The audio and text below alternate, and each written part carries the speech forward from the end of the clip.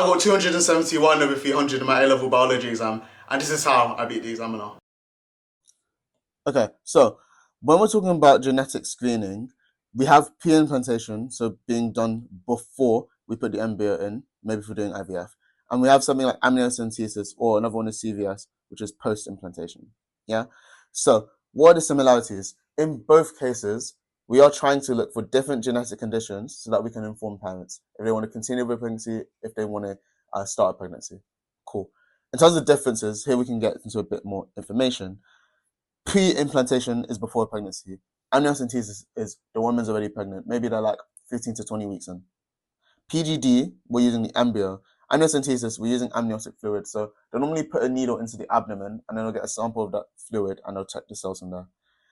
Amniocentesis also increases the risk of miscarriage. Because that is an active pregnancy, anything that you're doing that's going to be in and around the embryo increases the risk of a miscarriage. So that's another thing to be cautious about when you're doing amniocentesis. Cool. Two different social issues related to PGD. So remember, in your answer, you would put 2, we put 3. Whenever you test an embryo, you take cells from that, you cannot use that embryo again. Yeah. So you've lost a potential life in that aspect. Also, we have the argument of designer babies. This is the idea of like picking specific favored characteristics. So like, for example, maybe it's blue eyes, maybe it's blonde hair, anything like that. It's that aspect of like playing God. And then when we say it's not always accurate, these tests aren't going to give you 100% accuracy. They might say that there's not a condition and that is, so a false positive. That's something you also need to be aware of when you're doing that. And we're also just going to add that can cause emotional strain, just to kind of nuance our answer a bit more.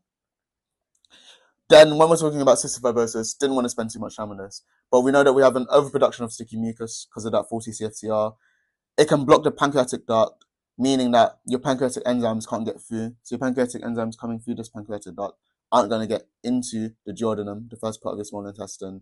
Also, bile from the gallbladder is also not going to get through because they use the same hole. That is what we want to say for that question.